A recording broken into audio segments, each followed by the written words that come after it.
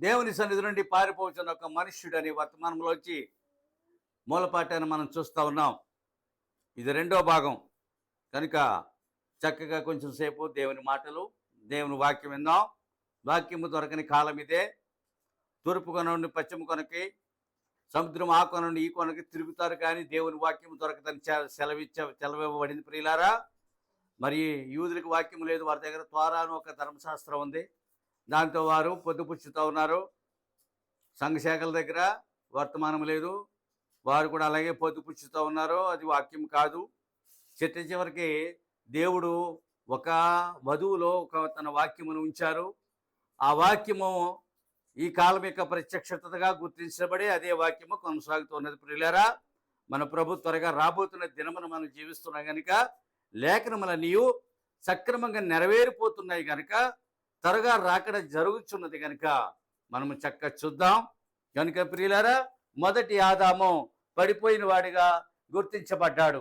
రెండో ఆదాము అనబడిన యేసుక్రీస్తు పడిపోని వాడిగా గుర్తించబడ్డాడు.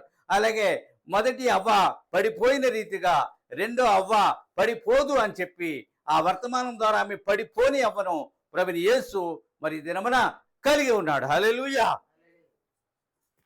కనుక ఈ రెండో వాడు మొదటి లాంటి వాడు కాడటండి. రెండో వాడు ఎవడు? మొదటి వాడు లాంటి వాడు కాడు. రెండో వాడు ప్రత్యేకమైన వాడు. మానవుడు ఎలా ఉన్నాడు, కానీ దేవుడు ఆయన వల్ల జీవించేవారు ఎవరూ లేరు. ఆయన వల్ల జీవించేవారు, ఆయనది వేరైన ప్రపంచము లేదా తనదైన ప్రపంచంలో తాను జీవిస్తూ ఉండేవాడు. ఈ ప్రపంచం యొక్క మురికి ఆయనకు అంటుకోలేదు, ప్రపంచం యొక్క మకిలి ఆయనకు అంటుకోలేదు, మలినము ఆయనకు అంటుకోలేదు. తనదైన ప్రపంచము, వేరైన ప్రపంచంలో తాను జీవిస్తూ ఉండే. అందుకనే లోకమునకు నాటి ఆ యొక్క ప్రజలకు ఆయన వింతగా కనిపించాడు. ఎలా వింత మనిషిరా. జనంతో కలిసిపోతే ఏముండదటండి భక్తి. కలవనప్పుడే నీ ప్రత్యేకత నువ్వు కాపాడుకున్నప్పుడు ఇతరులకి నువ్వు ఎలా ఉంటావు? వింతగా ఉంటావు. కనుకనే తనదైన ప్రపంచంలో ఆయన జీవించను. ఆయన స్థానంలో ఎవరు నిలబడగలరు? ఆయన స్థానంలో ఆయన వల్ల ఎవరు జీవించగలరు? ఆయన వల్ల ఎవరు మాట్లాడగలరు? ఎవరు జీవించగలరు, మాట్లాడగలరు, నిలబడగలరు? ఆయన స్థానం. అందుకని ఆయన లాంటి వాడు లేడు. సరేండి, ఎవరైనా ఆయనలా మాట్లాడతారా? ఎవరైనా ఆయనలాగా జీవిస్తారా? ఎవరైనా వాక్యము కొరకు నిలబడగలుగుతారా? కనుక అలాంటి వాడు ఆయన. ఆయన వ్యక్తిత్వము ఆయనను దేవునిగా నిలబెట్టాను. మనిషికి వ్యక్తిత్వం ఉండాలండి. దానినే గుణమని గణమని అంటారు. దానినే మన వ్యక్తిత్వం అంటాం. వ్యక్తిత్వంలోనే నీ యొక్క వ్యక్తిత్వం బయలుపడుతుంది. నీ గుణగణం ఏంటో నీ నుండి తెలియబడుతుంది. అప్పుడు అదే చెడ్డోడి చెడ్డ గుణం బయలు, మంచి గుణం బయటపడుతుంది. ఆయన వ్యక్తిత్వమే ఆయన్ని దేవునిగా బలపరిచి బయలుపడింది. కనుకనే ప్రియులారా, జన్మించడానికి ఇల్లు లేనివాడు, జీవించడానికి విల్లు లేనివాడు, చనిపోయిన తర్వాత పాతి పెట్టడానికి సమాధి గొయ్యలేనివాడు, అలాంటి వాడంటండి నీకు ఇల్లు ఇస్తాను, నీకు వాకలు ఇస్తాను, నీకు అంతా ఇస్తానని చెప్పి వాగ్దానం చేశాడు. నమ్మదగిన వాడికి. నీకే ఇల్లు లేదు, నువ్వు ఎలాగెత్తావు? నీ దగ్గర డబ్బు లేదు, నాకు డబ్బు ఎలాగెత్తావు? నువ్వే ముక్కుతూ రొప్పుతున్నావు, నాకు ఎలాగ ఆరోగ్యం ఇస్తావు? దేవుని నమ్మడానికి కూడా ఆ యొక్క మనస్సు లేదా హృదయం ఉండాలని. అది లోకాన్ని నమ్మేస్తాం, నమ్మి వెంబడించేస్తాం, మన భోజనానికి వెళ్ళిపోతాం, అన్నీ అయిపోతాయి. కనుక ఎలాంటి వాడైనా ఏమీ లేనివాడు, కానీ అన్నీ ఇవ్వగలిగిన వాడు, సమస్యను సమకూర్చగలిగిన వాడు. అది గొప్ప సంగతి అండి అది. అందుకే నీ లోకంలో దరిద్రుడిగా జీవించాడు. నా దారిద్ర్యమందు మిమ్మల్ని ధనవంతులుగా చేస్తున్నాను అన్నాడు. తన దరిద్రమందు మనం ధనవంతులు అయ్యాం. జనులు గుర్తించరు, అది వాగ్దానము. ఎందుకు దేవుడు పూటకో డ్రెస్ మార్చాడా? రాజులు నివసించి ఇళ్లలో నివసించాడా? ఆకాశ పక్షుల గూళ్ళను నక్కలకు బొరియలు ఉంటే నాకు తెల్లవాల్చి విశ్రాంతి తీసుకోవడానికి ఏమీ లేదు. ఆ చెట్ల కాడ, ఆళ్ళ కాడ, మార్తమ్మ ఇంటి కాడ, మరియమ్మ ఇంటి కాడ, లాజర్ ఇంటి కాడ అక్కడక్కడ కాస్తంతా తలవాల్చుకున్నాడు. ఆ పడవ అమరం మీద కాస్త తలవాల్చాడు. అలాగే జీవించిన దేవుడైన దేవునికి స్తోత్రములు కలుగును గాక. హల్లెలూయా. కనికిరే ప్రియులారా, ఒక దరిద్రుడు మనకి లెక్కలేనన్ని వాగ్దానములు చేసిన వాడు మనకి ఏం చేశాడు? లెక్కలేనని వాగ్దానాలు చేశాడండి. వందల కొలది వాగ్దానాలు చేశాడు. నమ్మదగిన మాటలు. ఆదాము అడ్డదారి తొక్కాను. ఆదాము ఇదే దారి తొక్కాడు. ఆదాము చెప్పండి. యోనా దగ్గర దారి ఎంచుకున్నాడట. యోనా చాలా దగ్గర దారి. తర్షీషు వెళ్తే అక్కడంతా దేవుని జనులు ఉంటారు. మంచిగా రొట్టెలు దొరుకుతాయి, మాంసం దొరుకుతుంది, నివాసం దొరుకుతుంది, బాగుంటుందని యోనా దగ్గర దారి ఎంచుకున్నాడు. దేవునికి స్తోత్రములు కలుగును గాక. కనుక నేను సంఘము అత్యంత తేలికైన సులువైన హాయిగొలిపే మార్గం ఎంచుకొచ్చున్నది. సంఘం అంటే అత్యంత సులువైన తేలికైన హాయిగొలుపు మార్గము సంఘం ఎంచుకుంది. ఉపవాసం ఉంటే ఇబ్బంది, ఆయాసం. ఉపవాసం ఉండలేరు, దేవుని కొరకు నిలబడలేరు, జీవించలేరు, ఇవ్వలేరు, సాగలేరు. అత్యంత ఆయుగొలుపు మార్గముగా ఉండాలంటే సంఘం ఎక్కడైనా ఉందా? సులువైన తేలికైనగా ఉంటుందండి భక్తి. నిరంతరము పోరాటం అన్నాడు ఆయన. అందుకనే దేవుడు తన సంఘానికి సర్వాంగ కవచమని ధరింపజేసి పోరాడమని చెప్పాడు ఆయన. అత్యంత సులువైనది, తేలికైనది, ఆయుగొలిపినదిగా ఉన్న మార్గాన్ని సంఘం ఎంచుకుందట. యోనా కూడా మంచి తేలికైన మార్గాన్ని ఎంచుకున్నాడు. ఆదాము అడ్డదారి తొక్కాడు.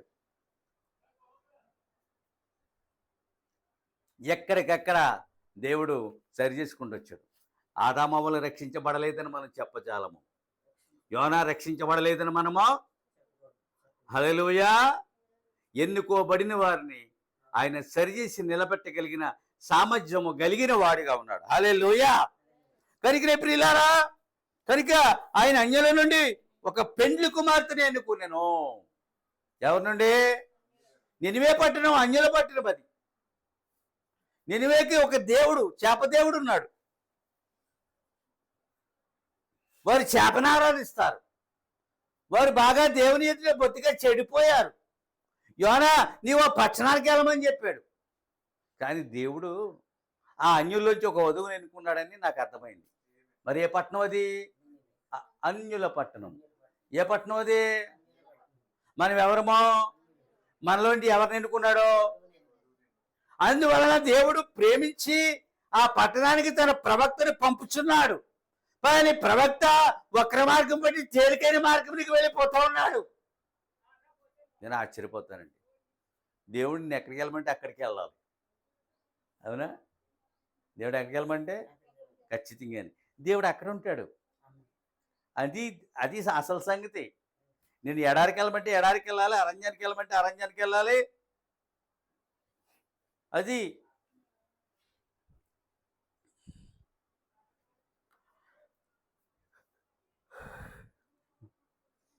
నోవహు గాని మోషే గాని ఏలియాలు తమ బాధ్యతలను విస్మరించి వారు ఎన్నడూ వెనుతిరగలేదు.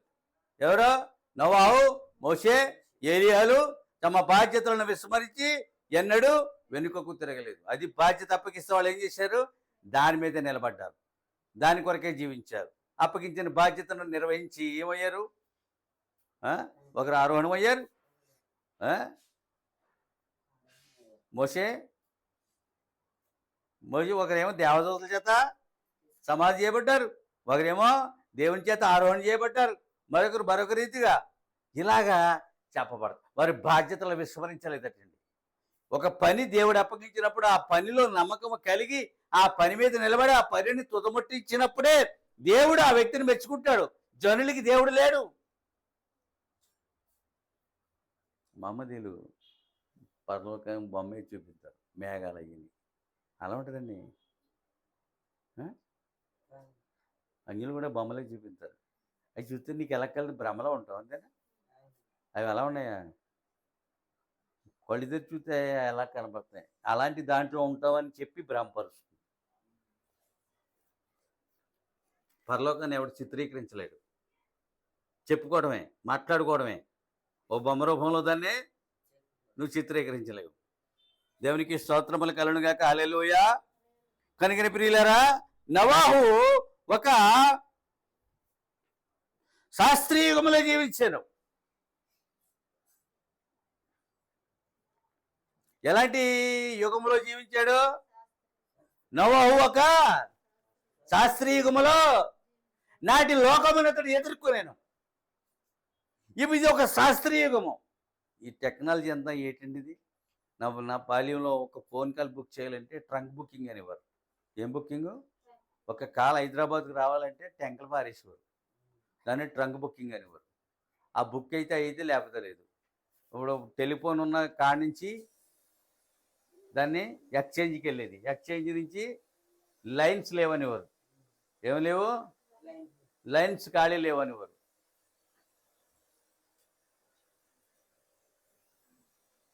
కానీ టెక్నాలజీ చూసారా ఏమైంది? ఇదేంటండి, ఇంతకన్నా వెయ్యి రెట్ల టెక్నాలజీ ఉంది. అది మనకి మాట్లాడుకోవడానికి కూడా మనం ఎంత మాత్రమో మనం సరిపోలేము. ఇప్పుడు ఈ స్కూటర్స్ ఉన్నాయండి. జపాను, దక్షిణ కొరియా స్కూటర్లు చూస్తే అండి మనసు అసలు అలా కూర్చుంటే అవి తీసుకుపోతున్నాయి. నీ పని అంతే, అలా కూర్చుంటే.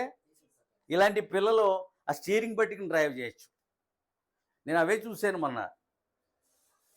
నేను ఆశ్చర్యపోయాను.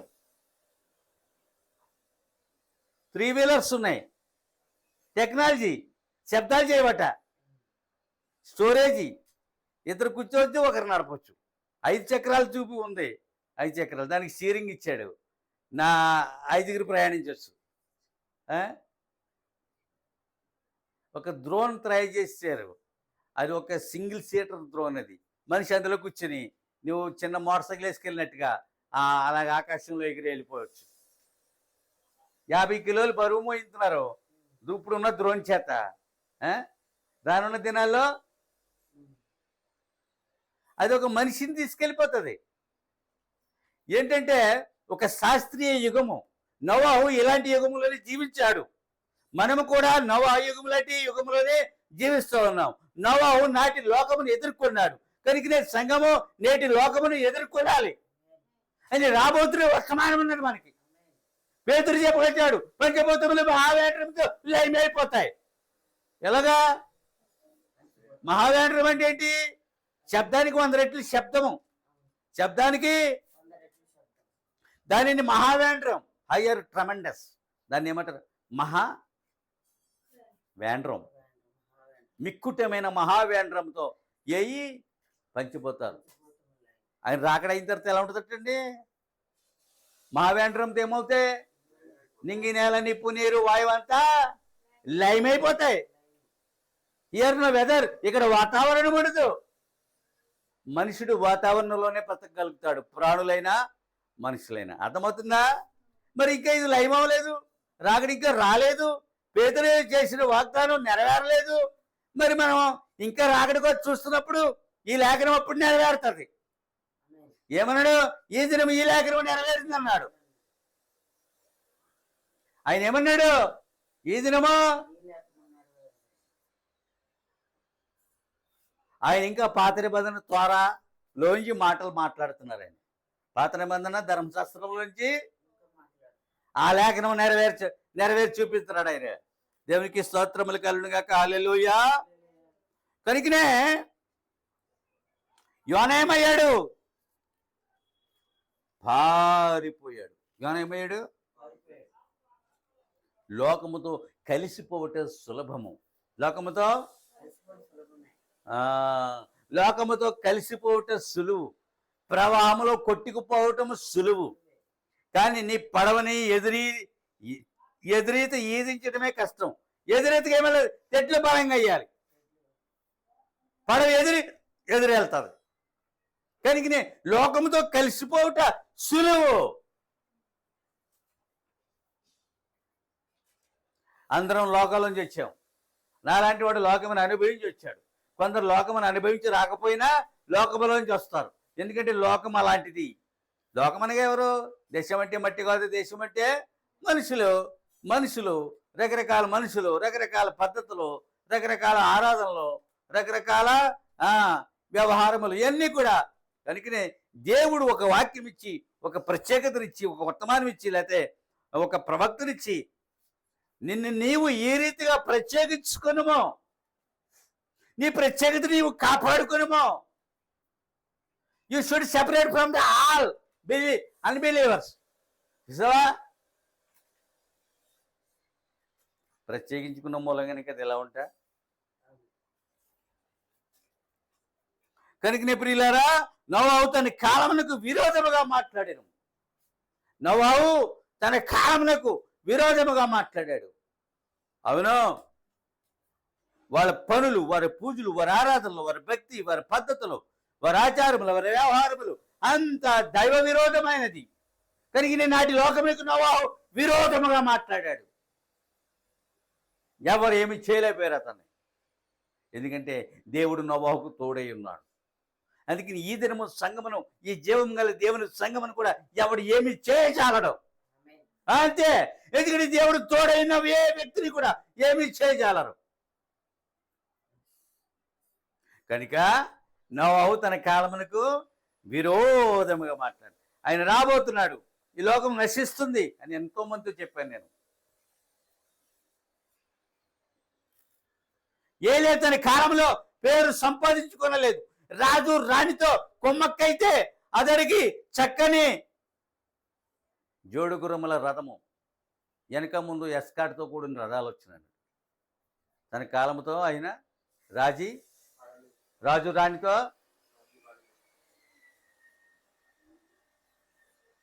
ఒకవేళ రాజీ పడితే, వారితో లాలూచి పడితే ఏలే నిమిత్తం పరలోకం నుండి రథములు రావు. ఏలే కొరకు పరలోకం నుండి రథమో రాదు. ఈ రథాన్ని కోరుకోలేదు, అతడు ఆ రథాన్ని కోరుకోలేదు. కానీ దేవుడు అతని కోసం రథంలో వచ్చాడు. అది ఎందుకంటే రాజీ పడిన భక్తుడు, రాజీ పడిన వీరుడు, విశ్వాస వీరుడు అతను. పాపంతో లోకముతో అతడు ఏమాత్రము రాజీ పడిన వాడు. సంస్థ రాజీ పడితే పోడు కార్లు అబద్ధాలు రాసి అయ్యి వీడియోలు పంపితే అందరికి అన్ని కార్లు ఉంటాయి, అందరికి అన్ని మోటార్ సైకిళ్ళు ఉంటాయి, అందరికి అన్ని ఇళ్ళు ఉంటాయి. కనుకనే ప్రియులారా, యోహాను హేరోదుకు వ్యతిరేకముగా మాట్లాడాడు. హేరోదుకు చర్మరోగం ఉందని చెప్పాడు చరిత్రలోకి. ఆయన ఆ చర్మరోగం కోసం మృత సముద్రం మీద ఉన్న గాలి వీస్తే ఆ గాలి ఆ చర్మానికి తగిలితే అది తగ్గిద్దని ఒక నానుడు ఉండిపోవటం మూలంగా మసాదా కోట ఎక్కడ కట్టించాడు? మృత సముద్రానికి దగ్గరలో కట్టించాడు. ఆ గాలి అతని మీద వీయడానికి. అర్థమైందండి? ఎక్కడ కట్టించాడు? మసాదా కోట. చాలా అద్భుతమైన కోట అండి. రోమియోలు 2 సంవత్సరాలు పట్టింది ఆ కోటలో ప్రవేశించడానికి. చూసారా? యోహాను హేరోదుకి ఎలా మాట్లాడాడు? వ్యతిరేకముగా మాట్లాడాడు. నీ తమ్ముడి భార్య నుంచి కూడా నీకు యుక్తము కాదని మాట్లాడాడు. అందువలన తన స్థలను, తన శిరస్సును వెలగా చెల్లించుకోవలసి వచ్చాను. అయినా కానీ ఇతడు భయపడలేడు. వారెన్నడూ రాజీపడిన భక్తులు రాజీపడిపోయి సులువైన మార్గానికి చర్చించుకెళ్ళి వాడెక్కేసాడు. కేవిచ్చేసాడు, వాడెక్కేసాడు. వాడి కిందకి వెళ్ళిపోయి సుఖంగా నిద్రవుతాడు. వాళ్ళు వచ్చి అడుగుతా ఉన్నారు, నీది ఏ ఊరు, నీది ఏ దేశం, నీ దేవుడెవరు? సమస్తమైన వివరాలు అడిగారు. నేను ఎబ్రీయుడను, భూమి ఆకాశమును సృష్టించిన యెహోవా దేవునిని ఆరాధించేవాడు. నన్ను కట్టి సముద్రంలో పడి తన శిక్ష తానే విధించుకున్నాడు. అది భక్తి అంటే. తన తప్పు తనకు తెలిసి వచ్చినప్పుడు తన శిక్ష తానే విధించుకున్నాడు. అది భక్తి. చూసారా? దేవునికి స్తోత్రములు కలుగుగా. హల్లెలూయా. యోనా, ఎందుకో దేవుడు యోనా గ్రంథాన్ని బైబిల్లో పెట్టాడు. ఒక పని చేయమంటే మరొక పని చేయకూడదు. దేవుడు ఏ పని చేయమన్నాడు ఆ పనే చేయాలి. అంతేనా? అలా ఉందండి ఇప్పుడు అంతానే. ఒకవేళ మనం చేయట్లేదు అనుకుని మనం సరి చేయమంటాడు. మన బల్ల ఇవ్వట్లేదు ఆ దినాల్లో. బల్లేమని చెప్పాడా లేదా? ఏ బోధ అనేది నీకు తెలియదు. సత్బోధ అని చెప్పాడా లేదా? సంభవింపబో సంగతులను ముందే బయలుపరుస్తున్నాడా లేదా?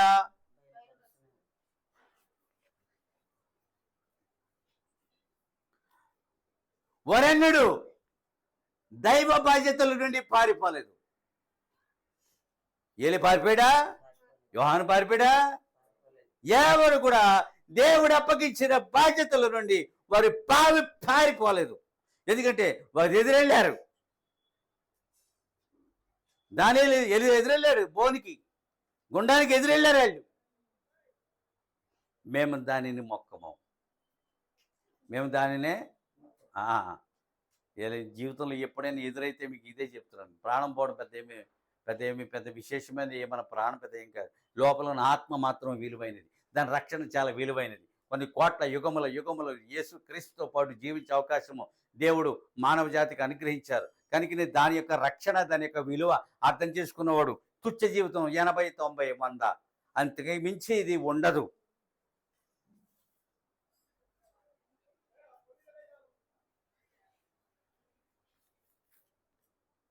సవాలును ఎదుర్కొనిరి. ఏం చేశారు? వారు దేవుని పక్షముగా వారు నిలబడి సవాలును ఎదుర్కొన్నది. తన కాలం నాటి వారికి ఎదురైన సవాలును వారు ఎదుర్కొన్నారు. అంతే. మేము మొక్కమని చెప్పాడు నెబుకద్నెజరు. కుట్ర చేసి బోన్లో వేశారు, వీళ్ళనే గుండంలో వేశారు. కానీ ఆ దినపు సవాలును వాళ్ళు ఏం చేశారు? ఎదుర్కొన్నారు. యెహోవా ఈరేగా జీవించారండి వాళ్ళు. దేవుడే చూసుకుంటాడు. మాకు అలాంటివి తెలియవు. మేము అలాంటి మొక్కులు మాకు తెలియవు.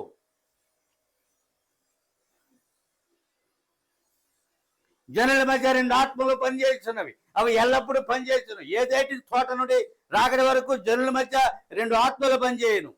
ఒకటి దురాత్మ, ఒకటి పరిశుద్ధాత్మ. ఆ భక్తుడు చూసావా ఏం చేశాడు? అంత పెద్ద నగరాన్ని చూస్తున్నాడండి. ఇంత పెద్ద నగరానికి చిన్న పల్లెటూరుకి వెళ్ళాననుకో వాళ్ళకి ఎంతో ఆనందం. నేను ఏది చెప్తే అదే నేమెత్తారు అక్కడ. ఏది చెప్తే అదే చెప్పేయడానికి నేను నశించిపోతే వాళ్ళు నశింపజేస్తాను. ఆ నగరం నుంచి వచ్చాడు కదా, ఇంత చదువుకున్నాడు కదా, తెలిసినోడు కదా నమ్ముతున్నారు. ఆ నగరం ఆయనకి ఈ నగరం ఆయనకి ఒకే జవాబు నాకు దయచేశాడు. అదేంటి అనేది నాకు చెప్పేశాడు.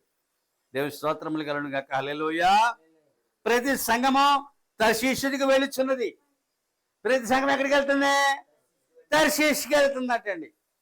తర్షీషుకి వెళ్ళడం సులువు. ఇందాకేం చెప్పాను? సంఘానికి ఎలా ఉండాలి? ఆయుగోలు వివిధముగా ఉందటండి. ప్రతి సంఘము తర్షీషుకి వెళుతున్నది. కానీ నిజమైన జీవం గల దేవుని సంఘము నినివేకు వెళ్ళాలన్నాడు. నినివేకు వెళ్ళాలి. నినివేలో దేవుని ప్రజలు ఉన్నారు. నినివేలో దెయ్యపు ప్రజలు ఉన్నారు. వారి ఇరువురికి బోధించవలసిన పని ప్రవక్తకున్నది. అందుకనే దేవుడు యోనాను ఒక ప్రవక్తగా నినివేకి పంపిస్తా ఉన్నాడు. నువ్వు నినివేకి వెళ్ళావయ్యా, నువ్వు అంతా ఆపు. ఎక్కడ కొనుక్కునే వాడకి వెళ్ళిపో. నువ్వు వాళ్ళని చెడిపోయారు. వాళ్ళ మారు మంచి పొందమని తినే చేపను ఆరాధిస్తున్నారు. వాళ్ళు ఏ చేపనే? అన్నింటిని ఆరాధిస్తారండి. తినే వాటినే ఆరాధిస్తున్నారు ఇప్పుడు లోకమంతా కూడా. హల్లెలూయా. కనుకనే 2 ఆత్మలు పనిచేస్తున్నవి. మార్పు లేని దేవుని వాక్యమును అలక్ష్యము చేయవద్దు. ఒకటి పరిశుద్ధాత్మ పనిచేస్తుంది జీవం గల దేవుని సంఘం మధ్య. ఒకటి దురాత్మ పనిచేస్తున్నది. అది అన్యజనుల మధ్య, సంఘ శాఖల మధ్య పనిచేస్తున్న ఆత్మ అదే. ఈ వర్తమానం నుండి 36 బోధలు బయలుదేరి. ఈ వర్తమానం నుండి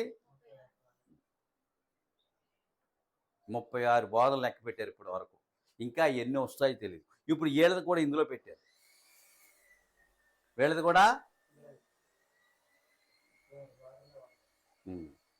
ప్రపంచవ్యాప్తంగా 36 రకాల బోధలు ఈ వర్తమానం నుంచి బయలుదేరి. వాళ్ళందరూ ప్రముఖులు. నేనేం చెప్పాను? ఒక వర్తమానంలో సంస్థను ఎవరు స్థాపిస్తాడు? సామాన్యుడా? ప్రముఖులు స్థాపిస్తారు. ప్రముఖుడే ఈ వర్తమానాన్ని తెస్తాడు. ఆ ప్రముఖుడు అంతకన్నా ప్రముఖులకి దీన్ని అప్పగిస్తాడు. ఇది అవునా కాదా, ఇది దేవుందా కాదా, ఇది నిజమా కాదా, ప్రార్థించే సమయం ఏది, ప్రార్థించే పెదవేది, కమిట్మెంట్స్ ఏవి, ఉపవాసం ఉండడానికి వాడి ఒళ్ళు సహకరిస్తుందా, వాడి ప్రాణాత్మదేములు సహకరిస్తాయా? అటువంటి ఖరీదైన కారులో తిరుగుతూ ఓహో అని చెప్పి సంఘానికి గంతులేయించి అదే పనిగా పెట్టుకున్నాడు. రాబో ఉగ్రతను గుర్తెరగని గుడ్డువాడాడు. రాబో ఉగ్రతను గుర్తెరగనే గుడ్డివాడు. దేవునికి స్తోత్రములు కలిగి మనో నేత్రం తెరవబడపోతే అంతే సంగతిలో చెత్తగించవలెను.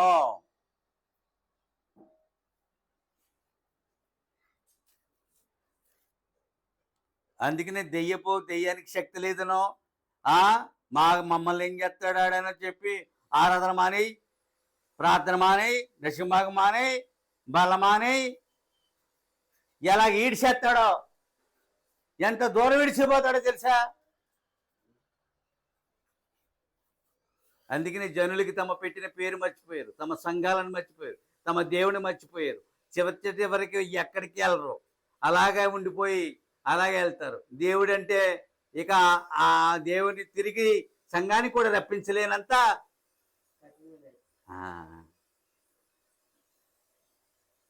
జనుల మధ్య రెండు ఆత్మలు పనిచేస్తున్నవి. మార్పు లేని దేవుని వాక్యం అలక్ష్యము చేయవద్దు. పాపమును విరోధముగా కేకవేయవలను. వర్తమానమునికి విరోధముగా లోకము సంఘ కేకేస్తుంది. పాపముని విరోధమైన సంఘము కేకవేయవలను. లోకమునికి విరోధముగా సంఘము కేకవేయలురా. రవి ఆయంగి లోకమునకు విరోధముగా కేక, లోకమునికి విరోధముగా, కానీ సంఘశాఖ విరోధముగా కేక వేయాలి. వాళ్ళ లోకము సంఘశాఖ తెలియకుండా వెళ్ళిపోయారు. చూసారా? జనుల మధ్య కనికిన ప్రియులారా, ఆయన మీద ఉమ్మేసిన వారు, ఆయన కళ్ళ గంతలు కట్టి గుద్దిన వారు, గడ్డం పట్టి పెరికిన వారు ఒక దినమున జవాబు చెప్పవలను. ఆయన గంతలు కట్టి గుద్దిన వారు, ఆయన ముఖం మీద ఉమ్మ వేసిన వారు, ఆయన గడ్డం బట్టి పెరికిన వారు ఒక దినమున ఏం చేయాలి? లెక్క చెప్పాలటండి. ఒక దినమున ఏముంది చెప్పరండి? కళ్ళ గంతలు కట్టినోడు చెప్పడా, గుద్దినోడు చెప్పడా, ఉమ్మేసినోడు చెప్పడా? గడ్డము ఉంటుందండి, అలా గొరిగించరండి. అది వాళ్ళ యూదులు అలా ఉంచుకున్నారు. ఇప్పుడు మహమ్మదీల వాళ్ళు ఆ గడ్డం పడికి నిలబెట్టి ఈ మూడు రకముల వాళ్ళు ఒక దినమున లెక్క చెప్తారటండి. ఆ దినము ఆయన ఇరుచుకొస్తారు వీళ్ళు. ఆ దినము నువ్వు గంతలు కట్టావు కదా అని అడుగుతారు, మౌనమైపోతాడు. గుద్దినోడు, గంతలు కట్టినోడు, ఉమ్మేసినోడు, గడ్డం బట్టి పెరికినోడు ఆ దినమన దేవుని ఎదుట లెక్క చెప్పాలటండి. అర్థమవుతుందా? అప్పుడు దేవుడని గుర్తెరుగుతారు. అప్పుడు రక్షించబడతారా? భూమి మీద ధనవంతుడికి సమయం ఇవ్వబడింది, రక్షించబడలేదు. కానీ ఎక్కడొచ్చింది మారు మనసు? పాతాళంలో మారు మనసు పొందుతూ ఉన్నాడు, వ్యాధన చెందుతూ ఉన్నాడు, మారు మనసు పొందుతున్నాడు. అది అప్పుడు చల్లదండి.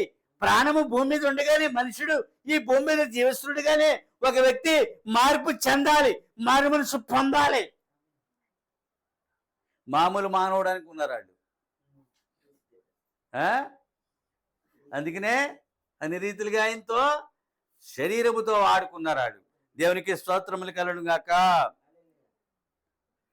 మనము తర్షీషుకు వెళ్ళి వాడ దిగవలెను, నినివేకు వెళ్ళి వాడను సంఘము ఎక్కవలెను. అది ఇందాకే చెప్పాను, సంఘశాఖలు తర్షీషుకు వెళ్ళి వాడలెక్కిస్తున్నవి. మనము తర్షీషుకు వెళ్ళి వాడ దిగవలను, నినివేకు వెళ్ళి వాడను ఎక్కవాలని అన్నాడు. దేవుడు అప్పగించిన పని. ఈ వర్తమానము నిజంగానే దైవ సన్నిధి నుంచి పారిపోతున్న ఒక మనుష్యుడు. చాలామంది పారిపోయారటండి, చాలామంది పారిపోయారు.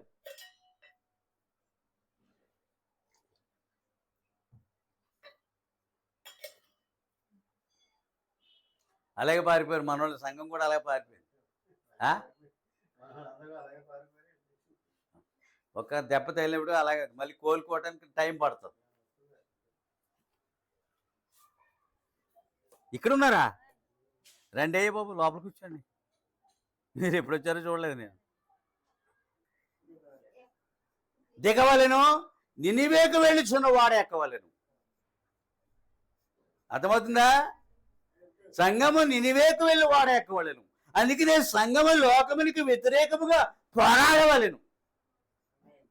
అది దాని అర్థం. క్రియలు లేని విశ్వాసము మృతం అన్నాడు. అందుకనే యోనా దగ్గర క్రియ కనబడలేదు. అతడు మృతక్రియని కలిగి ఉన్నాడు. దేవుడు సరిచేస్తే తప్ప అతడు నినివేకు వెళ్ళలేకపోయాడు. ఇప్పుడు సముద్రం మధ్యలో మళ్ళీ ఒక వాడ దొరుకుతుందా? సముద్రం మధ్యలో మరి ఒక వాడ దొరుకుతుందా? మరి ఒక ప్రయాణ వాహనం దొరుకుతుందా? దేవుడు అతని నిమిత్తము ఒక చేప వాహనాన్ని సిద్ధపరిచాడు. చూసారా?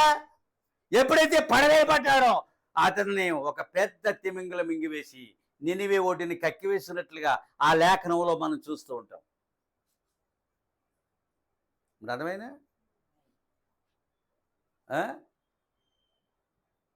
తర్షీసుకెళ్ళి మళ్ళీ నినివేకు వాడెక్కట ఇంకా ప్రయాణ మార్గంలోనే అతడు సముద్రంలో తన శిక్షను తానే విధించుకుని నన్ను సముద్రంలో పడవేయండి, ఈ తుఫాను ఆగిపోద్ది, మీరు సురక్షితంగా మీరు తర్షీసుకి వెళ్తారని చెప్పాడు. అది అతను చేసిన ఏర్పాటు. కనుకనే క్రియలు లేని విశ్వాసము మృతమో, పరిశుద్ధాత్మ పొందని క్రైస్తవ జీవితము మృతమో, వర్తమానము లేని సంఘశాఖ మృతమో. చూసారా? 3 మరణములు. అందుకనే భక్తుడు బాప్తిసం పొందిన తర్వాత పరిశుద్ధాత్మను పొందాలి. ఆ క్రియలు ఉండాలి. అబ్రహాము దగ్గర క్రియలు కనబడ్డాయి. అతడు నీతిమంతుడైన ఎంచబడ్డాడు. అందుకని క్రియలు లేని విశ్వాసం మృతము. నా మత విధులు చూసారా? నేను దేవుణ్ణి నమ్ముకున్నాను, నా మత విధులు నిర్వర్తిస్తున్నాను. నేను దేవుణ్ణి నమ్ముకున్నాను, నా మత విధులను నేను నిర్వర్తిస్తున్నాను, నేను రక్షించబడుతున్నాను అనుకుంటారటండి. దేవుణ్ణి నమ్ముకోవడం మంచిది, మత విధులు అది రక్షణ కాదు అన్నాడు. చూసారా? అది రక్షించబడలేవు అని చెప్పాడు. నేను నమ్ముకుని నా మత విధిని నిర్వర్తిస్తున్నాను. మనకి మత విధులు ఇవ్వలేదు ఆయన, మత ఆచారములు ఇవ్వలేదు, మత సిద్ధాంతములు ఇవ్వలేదు. వాక్యం యొక్క ప్రత్యక్షతనిచ్చాడు, ప్రత్యేకపరుచుకోమని బోధిస్తూ ఉన్నాడు. అందులో కలిసిపోలేమా? మన ప్రత్యేకతను మనం కాపాడుకుంటూ ఎన్ని సంవత్సరాలుగా ఆయనలో మనం నిలబడగలుగుతూ ఉన్నాం. నీ ప్రత్యేకత నువ్వు కాపాడుకోవాలి. నీవెవరు వాడువో, ఎవరిని సేవిస్తున్నావో ఆ జీవము గల దేవుని ఎదుట నీ సాక్ష్యమును పంచుకొనుచు నీవు ఆయన కొరకు నిలబడుతున్నావంటే అది ఎంతో అద్భుతమైన సంగతి అండి. పరలోకము కోట్ల కోట్ల కోట్ల యుగములు క్రీస్తుతో పాటు ఏలుబడిచేది. ఇది 60-70 ఉంటుంది. నాకు 62-70 ఏళ్ళు. అధిక బలమున్న ఏడాలి 80 ఏళ్ళు అన్నాడు. ఇది ఎంతోసేపు ఉండని జీవితం. ఇది దీనిని ఎన్నడూ నమ్మవద్దు, అంతగా దీనిని ప్రేమించవద్దు. ఎంతైనా నమ్మవలసింది ఆయన్ని, ఎంతైనా ప్రేమించవలసింది ఆయన్ని. వాగ్దానం చేసిన నిత్యజీవం మీదే మన గురి గమ్యం ఉండాలి తప్ప లైవైపోయి తుచ్చమైన ఈ మానవ జీవితాన్ని నువ్వెంత మాత్రమో ప్రేమించవద్దు. నీ అవసరాలు తీరుస్తాడు, నిన్ను పోషిస్తాడు. ఎందుకంటే నీ పరలోకపు భర్త ఆయనే. దేవునికి స్తోత్రములు కలుగును గాక. హల్లెలూయా. ప్రవక్తలందరూ తమ బాధ్యతలను విధులను నెరవేర్చిరి. ఏ ప్రవక్తను తీసుకో, తమ బాధ్యతల నుంచి వారు ఎన్నడూ పారిపోలేదు. వారి విధులను నిర్వర్తించిరి. దేవుడు ఏదైతే చెప్పాడో దాన్ని ఒకసారి యోషియా రాజు యొక్క ప్రేమకు పాత్రుడై దేవుని పనిలో విసర్జించి వెళ్ళిపోతాడు. అప్పుడు యోషియాని ఒకసారి ఆగు, యోషియా నీ ఒకసారి ఆగన్నాడు. ఆగి తన పరలోకపు దర్శనాన్ని చూపించి, ఎప్పుడైతే పరలోకపు దర్శనం చూశాడో అతడు రొమ్ము కొట్టుకుని ఏడ్చాడు. నేను నశించిపోయాను, నశించిపోవు ప్రజల మధ్య నివసిస్తున్నాను, నేను పాపిని అని అతడు అంగలార్చాడు. వెంటనే నిప్పు చేత, కారు చేత నిప్పు పట్టుకుని యెషయా పెదవులకు తగిలించగానే యెషయా మామూలు మనిషి అయినట్లుగా మనం చూస్తాం. కనుక ఎప్పుడైనా దైవ సన్నిధి నుండి మనం వెళ్ళిపోతున్నప్పుడు దేవుడు ఒకసారి ఆగి మనతో మాట్లాడే అవకాశము ఆయనకి ఎక్కువగా కలదు. హల్లెలూయా. మానవ ప్రేమకు మనం బానిసలం అయిపోతాం. రాజుగారి యొక్క ప్రేమకు మనము బానిసలం అయిపోతాం. ఒక్కొక్కసారి సంఘమును విడిచి మనము అదో రకంగా తయారవుతాం. దేవుడు తిరిగి తీసుకురావడానికి ఆయనకి చాలా పని పడుతుంది. యోనాని తిరిగి నినివే పట్టణానికి పంపించడానికి తుఫాను తేవలసి వచ్చింది. చేపను సిద్ధపరచవలసి వచ్చింది. చేప చేత మింగివేయబడవలసి వచ్చింది. 3 దినములు అందులో అతడు నివసించవలసి వచ్చింది.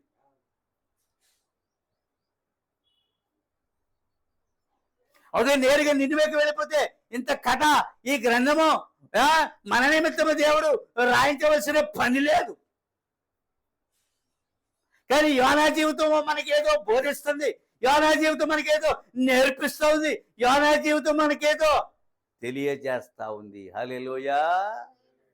దేవుడు అప్పగించిన పనిని, బాధ్యతను, విధులను సక్రమంగా నిర్వర్తిస్తే దేవుడు అంతగా మన నిమిత్తము ప్రయాసపడవలసిన పని లేదు. కనుక యోనా పట్టణానికి విరోధముగా మాట్లాడవలేను. ఇప్పుడు ఆ పట్టణానికి వెళ్ళి ఏం చేయాలి? ఆ పట్టణ ప్రజలకు, ఆ దేశం యొక్క రాజుకు, ఆ మేయర్కు అతడు విరోధముగా మాట్లాడాలి. మీ భక్తి తప్పు, మీ జీవితము తప్పు, మీ పాపము తప్పు, మీరు దేవునికి వ్యతిరేకంగా జీవిస్తున్న విధానం అంతా తప్పు తప్పు తప్పు అని చెప్పి ఏం చేయాలి? అతడు బోధించాలి. కానీ అతను అలా బోధించడం యోనాకి కఠినముగా ఉన్నందునే ఎంతో సులువైనటువంటి లండన్ మార్గాన్ని ఎంచుకున్నాడు. దేవుడు మధ్యలోనే అడ్డగించాడు. దేవుడు చూచువాడు. యథార్థవంతులను బలపరచుడు యెహోవా కన్ను దృష్టి లోక సంచారము చేస్తుంది. అసలు మన యోనా ఎలా ప్రయాణిస్తున్నాడని ఒకసారి చూసినప్పుడు, ఇదేంటి నినివేవాడు కాదు, ఇది తర్షీషువాడా, ఇదేంటి ఈ వాడెక్కమన్నా ఈ వాడెక్కడేంటి, అసలు మన ఓడెక్కడున్నాడని చూసినప్పటికీ వాడ అడుగు భాగమున సుఖముగా నిద్రపోతూ ఉన్నాడు. దేవుడు చూస్తూ ఊరుకోలేడు. తుఫాను పంపడం ఇదంతా మనం చదివాం. దేవునికి స్తోత్రములో కలుగును గాక. హల్లెలూయా. ఏ ప్రవక్త కూడా దేవుడిచ్చిన పనిని తుదముట్టించాడు. అంతకన్నా ఎక్కువగా చేశారు వాళ్ళు. అంతకన్నా ఎక్కువగా చేశారు. యోనా పట్టణానికి విరోధంగా మాట్లాడవలెను. వారి క్రియలు, వారి సంగమునకు, వారి యాజకులకు విరోధముగా మాట్లాడవలెను. వారి క్రియలకు, వారి యాజకులకు, వారి సంగమునకు వ్యతిరేకముగా యోనా మాట్లాడాలి. ఆ పట్టణానికి వ్యతిరేకంగా యోనా మాట్లాడాలి. ఇప్పుడు ఈ లోకానికి వ్యతిరేకంగా మనం మాట్లాడాలండి. యేసుక్రీస్తు నిజమని దేవుడు రాబోతున్నాడు. అగ్ని ప్రవేశించిన లోకమును కాల్చివేయబోతా ఉన్నాడు. యేసుక్రీస్తుని అంగీకరించిన ఎడల నశించిపోతారని ఈ లోకమును వ్యతిరేకంగా మనం మాట్లాడాలి. అప్పుడు అది వారికి విరోధం అవుతుంది. అప్పుడు మనం ఉంచటమో మనం తుంచడమో చేస్తారు. దేవుని కృప తోడుగా ఉన్నప్పుడు నిన్ను ఎవరు ఏమీ చేయజాలరు. దేవునికి స్తోత్రములు కలుగును గాక. హల్లెలూయా. అందుకని రాజులకి, రాణులకి, పట్టణాలకి, దేశాలకి ఈ ప్రవక్తలు వెళ్ళి వ్యతిరేకంగా మాట్లాడారు. వారు మృత్యువునికి వ్యతిరేకముగా వారు ఎదురెళ్ళారండి. సింహాల బోనికి ఎదురెళ్ళారు, అగ్నికుండానికి ఎదురెళ్ళారు, ఉరితాళ్ళకి ఎదురెళ్ళారు. వాళ్ళు. నువ్వేమైనా చెయ్యి, నువ్వు చేస్తున్న తప్పు. ఎంత బాగుందండి అది. కనుకనే ప్రియులారా, మొత్తం అన్నిటికీ వ్యతిరేకంగా మాట్లాడవాలి. నోవాహు, మోషే, ఏలియాలు నోవాహు, మోషే, ఏలియాలు తమ కాలములకు వ్యతిరేకముగా మాట్లాడారు. మోషే ఫరోకు వ్యతిరేకంగా మాట్లాడాడు. కానీ మోషేకి దేవుడు తోడై ఉన్నాడు. అందుకని ఫరో ఏమీ చేయలేకపోయాడు. అర్థమైందా? ఒక వృద్ధుడు చిన్న కొంకి కర్రతో ఫరోని ఎదిరించగలడా? ఫరో సైన్యమును, ఫరో అధికారులను. హల్లెలూయా. అందుకనే మోషేకి దేవుడు తోడై ఉన్నాడు. ఆ కార్యముని విడి ఫరో ఏమీ చేయలేకపోయాడు. ఆహాబు, యెజెబెలు, ఏలియాని ఏమీ చేయలేకపోయారు. ఏం చేస్తారు నువ్వు? నెబుకద్నెజరు ఏమీ చేయలేకపోయాడు. దానియేలుని ఏమీ చేయలేకపోయాడు. వారు ఎదురెళ్ళారు. వారు చేస్తున్నది తప్పని చెప్పారు. వాళ్ళు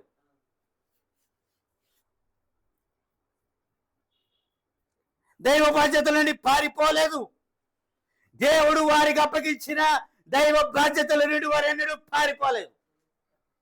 అది మనస్ఫూర్తిగా బాధ్యతను స్వీకరించారు. శాయశక్తుల బాధ్యతను నెరవేర్చారు. దేవుని కృప వారికి అమితముగా ఆ దినమున వారికి ఉన్నది. హల్లెలూయా. అది అందుకనే నేటికిని 1000 సంవత్సరముల తర్వాత మన నోట వెంబడి వారి మాటలను పలుకుచున్నాం. వారి కార్యముల క్రియలు, వారి విశ్వాసమును మనం ఇంకను తలపోయిస్తున్నాము. వారిని ఇంకను మనము పొగుడుచున్నాము. అది ఆనాటి వేశ్యలు నమ్ముకున్నారని చెప్పాం. మగ్దలేని మరియ, రాహాబు, ఎందరెందరో స్త్రీలు ఇంకను మన నోటి వెంట వారి యొక్క విశ్వాసమును మనము పలుకుతున్నాం కదండి. హల్లెలూయా. యోహాను హేరోదుకు వ్యతిరేకంగా మాట్లాడాడు. కనుకనే శిరస్సును వెలగా చెల్లించుకోవాల్సి వచ్చింది. శిరస్సు తీసుకున్నా పర్లేదు, కానీ నువ్వు చేస్తున్నది తప్పు అని చెప్పాడు. అది భక్తి అంటే అది. దేవునికి స్తోత్రములు కలుగును గాక. హల్లెలూయా. కనుకనే దేవుడు మిమ్మల్ని పిలిస్తే మీరు వర్తమానములో ఉంటారు. దేవుడు మిమ్మల్ని పిలిస్తే ఎక్కడ ఉంటారు? ప్రవక్త ఖచ్చితంగా ఆ వర్తమానాలే చెప్పాడు. దేవుడు పిలిస్తే ఖచ్చితంగా వర్తమానాలు ఉంటారు. దేవుడు నన్ను పిలిచాడు, ఎక్కడున్నానో క్యాథలిక్లో ఉన్నాను. దేవుడు నన్ను పిలిచాడు, ఎక్కడున్నానో పొరషెట్లోకి వచ్చాను. దేవుడు నన్ను పిలిస్తే ఎక్కడున్నానో యేసు నామములోనికి వచ్చాను. దేవుడు నన్ను పిలిచి చివరికి ఈ వర్తమానంలోని ఉంచాడు. ఎందుకంటే పిలిచిన వెంటనే వర్తమానంలోనికి రాలేకపోవచ్చు కదా. దేవుడు పిలిచినప్పుడు నువ్వు వర్తమానంలో ఉంటావు. రాకడ అయిపోయిందని వెళ్ళిపోవు. రాకడ రాబోతున్నది. ముంచుకొస్తున్న తుఫానులు దేవుడు చెప్పాడు, హెచ్చరిక సునాదం వినబడుచున్నది. తుఫాను వచ్చినప్పుడు ప్రభుత్వం ఏం చేస్తుంది? పల్లపు స్థలాలు ఉన్న వాళ్ళు మెరకలకి ఎత్తు స్థలాలకి వెళ్ళవలను. లేని ఏళ్ళ మునిగి చనిపోతారు. కానీ ఒకడు ఏం చేశాడు? ఇంత పెద్ద మేడను ఆ వరద ముంచజాలం. సింగిల్ మేడ, ఒకే ఒక డాబా. అందరూ వెళ్ళిపోయారు, అతను వెళ్ళలేదు. అందరూ వెళ్ళిపోయారు, అతను మేడ మొలగలేదు. కానీ చుట్టూ ఉన్న పాములు వచ్చి కరిసి చంపేశాయి. చుట్టూ ఉన్న పాములు వచ్చి ఆ నీళ్లలో లంకలన్నీ మునిగిపోతాయి. లెక్కలేనన్ని పాములు కొట్టుకెళ్ళిపోతూ ఉంటాయి కిందకి. అర్థమవుతుందా? అప్పుడు ప్రభుత్వం లంకల్లోంచి ఏటికట్టి దాటి బయటికి రావాలని ప్రభుత్వం టెలివిజన్లోనూ రేడియోలోనూ హెచ్చరిస్తారు. కానీ అతను మేడ మొలగలేదు. కానీ పాములన్నీ వచ్చి ఏం చేసే ముంచుకొస్తున్న తుఫానని వర్తమానంలో ప్రవక్త స్పష్టంగా చెప్పారు. అతగాడు ఒక్కడు నేను రానన్నాడు. మా మేడ అనేది ముంచజాలదు అన్నాడు. కానీ అందరూ వెళ్ళిపోయారు. హల్లెలూయా. మోయాబుకి వెళ్ళమని చెప్పలేదు నయోమిని. పట్టణ ప్రజలందరూ ఇంకా అక్కడే ఉన్నారు. ఆమెకు ఏదో తొందర కలిగి వెళ్ళిపోయింది. అందరూ ప్రభుత్వం యొక్క మాట విని రక్షిత స్థలాలకు వెళ్ళారు. కానీ ఒకడు మాత్రం అక్కడ ఉండిపోయాడు. కానీ ప్రియులారా, ప్రవక్త యొక్క వర్తమానములోనే ఉంటావు. దేవుని చేత పిలవబడితే జగత్తు పునాది వేయబడక ముందు దేవుని యొక్క జీవ గ్రంథంలో కనుక మీ పేరు రాసి ఉన్నట్లయితే వర్తమానంలోనే ఉంటారు మీరు. రాకడ జరగలేదు, రాత్రి రాబోతున్నది. పంచభూతములు మహావేంద్రంతో లయమైపోతాయి. పేతురు వాక్యము నెరవేరవలసి ఉందన్నాడు ఒక భక్తుడు. మొన్న ఒక వర్తమానం విన్నాను నేను. పేతురు యొక్క మాట అది ఇంకా నెరవేరలేదండి, ఇంకా మహావేంద్రముతో లయమవ్వలేదండి. రాకడ రాబోచున్నది. హల్లెలూయా. చూసారా, రాకడ ఏమవుతుంది? రాబోచున్నది. కనుకనే ప్రియులారా, ఇప్పుడు యోనాను దైవ కర్తవ్యము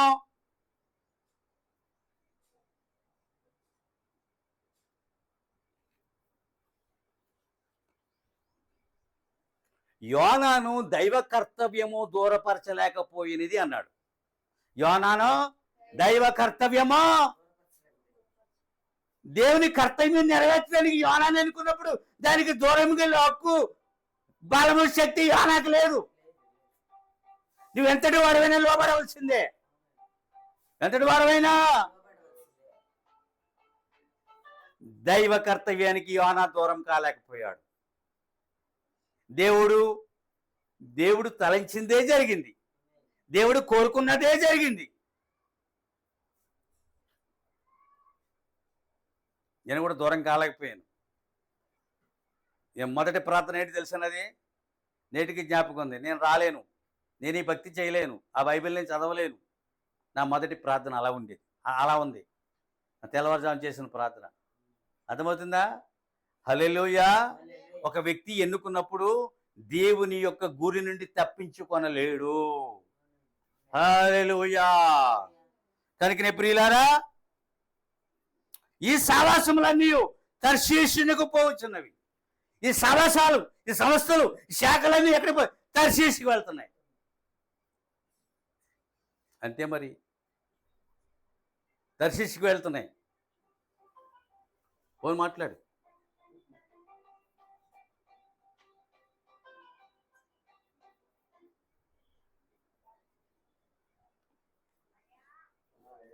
ఆరాధనలోనని చెప్పు, ప్రార్థనలో.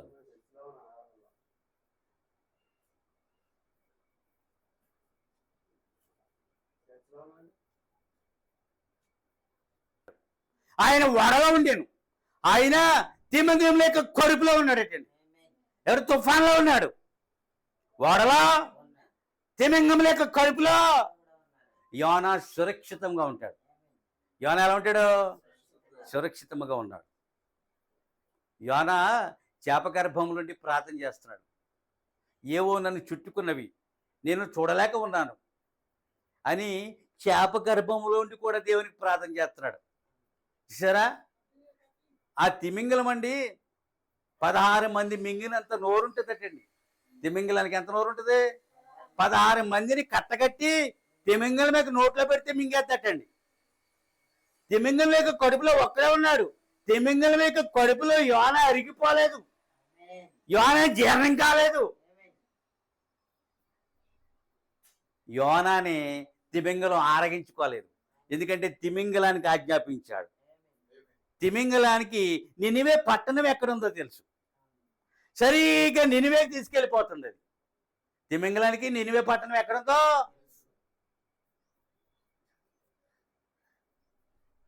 తిమింగలం కడుపులోనికి 3 పగలు 3 రాత్రులు యోనా తిమింగముల యొక్క కడుపులో నివసించాడు. తిమింగలానికి ఆజ్ఞాపించబడింది.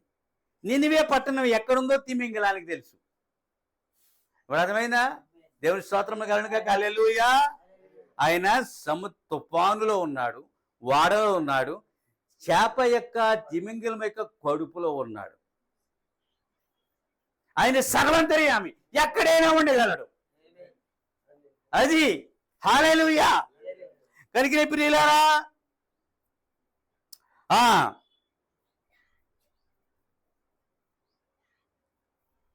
మనము నినివేకి వెళుచున్నాం. నినివే మహిమ అన్నాడు. మనం ఎక్కడికి వెళ్తున్నామో? మనము నినివేకి వెళుచున్నాం, మనము మహిమలోనికి వెళుచున్నాం అన్నాడు. చూసారండి? నినివే దేంతో పోల్చాడు? మహిమతో పోల్చాడు. సులువైన మార్గం, తేలికైన మార్గము, హాయిగొలుపు మార్గమున క్రైస్తవ్యము ప్రయాణిస్తూ ఉంది. అందుకని మనల్ని నిందిస్తారు చాలా మంది.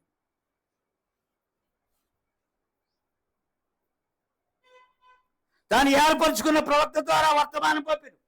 అది ఇప్పుడు తాను ఏర్పరచుకున్న ప్రవక్త ద్వారా వర్తమానము దేవుడు పంపుతున్నాడు. తాను ప్రవక్తలను ఏర్పరచుకున్నాడు. తన ప్రజలతో మాట్లాడమని, ప్రపంచంతో మాట్లాడారు, ప్రజలతో మాట్లాడారు, సంఘాలతో మాట్లాడారు. తను ఏర్పరచుకున్న ప్రవక్త ద్వారా దేవుడు తన వర్తమానమును పంపుతున్నాడు. వేదమైనా ఈ దినము మన నిమిత్తము తన ప్రవక్తను పంపాడు. ఆయన విలియం మ్యారియన్ బ్రహ్మ గారు. ఆ వర్తమానము రాకడ వరకు పనిచేస్తుందండి. అది ఆ వర్తమానమే ఎత్తబాటునిస్తుంది, ఆ వర్తమానమే పునరుద్ధారాన్ని దయచేస్తుంది, ఆ వర్తమానమే నిజమైన విశ్వాసాన్ని, నిజమైన విశ్వాసాన్ని రక్షిస్తుంది. అది మన కోసం ప్రవక్త వచ్చారండి. దాన్ని వర్తమానం నుంచే మాట్లాడమని చెప్పాడు ఆయన. ఆ వర్తమానం రాకడికి ఎదురు చూడమని చెప్తుంది. వర్తమానం అయిపోయిందే చెప్పట్లేదు. రాకడైపోయిందని చెప్తుంది అది. హల్లెలూయా. కనుకనే ప్రియులారా, తాను అందుకు యోనాని ఎన్నుకున్నాడు. తాను తన వర్తమానమును నినివే ప్రజలకు పంపడానికి ఎవరిని ఎన్నుకున్నాడో? యోనాని ఎన్నుకున్నాడు. ఇప్పుడు గిజ్జోని ఎన్నుకున్నాడు కొంతమందిని, చివరికి 300 మంది మిగిలారు. వారే యుద్ధము చేయువారు అన్నాడు. ఈ పని చేయడానికి యోనా బాగుంటాడని యోనాని ఎన్నుకున్నాడు. ఈ పని చేయడానికి విలియం మేరని బాగుంటాడని ఆయన ఎన్నుకున్నాడు. ఈ కాపరి పని చేయడానికి ఇతను బాగుంటాడని నన్ను అనుకున్నాడు. విశ్వాసిగా ఉండడానికి మీరైతే బాగుంటారని మిమ్మల్ని అనుకున్నాడు. ఆయన అందరిని ఎన్నుకోలేడు, అందరికీ పని అప్పగించలేడు. తన పనిని ఎవరైతే తుదముట్టించగల శక్తి సామర్థ్యం ఉన్నదో వారికే తన పనిని అప్పగిస్తాడు. కంతో వెనకడిగేసినా మరలా దేవుడు యోనాని ముందడుగు వేయించాడు. అది గొప్ప సంగతి. దేవునికి స్తోత్రములు కలుగును గాక. హల్లెలూయా. ఆయన సన్నిధిలోనికి రమ్ము, వాడలోనికి రమ్ము. ఆయన సన్నిధిలోనికి రమ్ము, వాడలోనికి రమ్ము. ఆయన చెప్పింది నీవు హెచ్చరించుమన్నాడు. ఆయన ఏదైతే చెప్పాడో దాన్ని ఏం చేయాలి? హెచ్చరించాలి.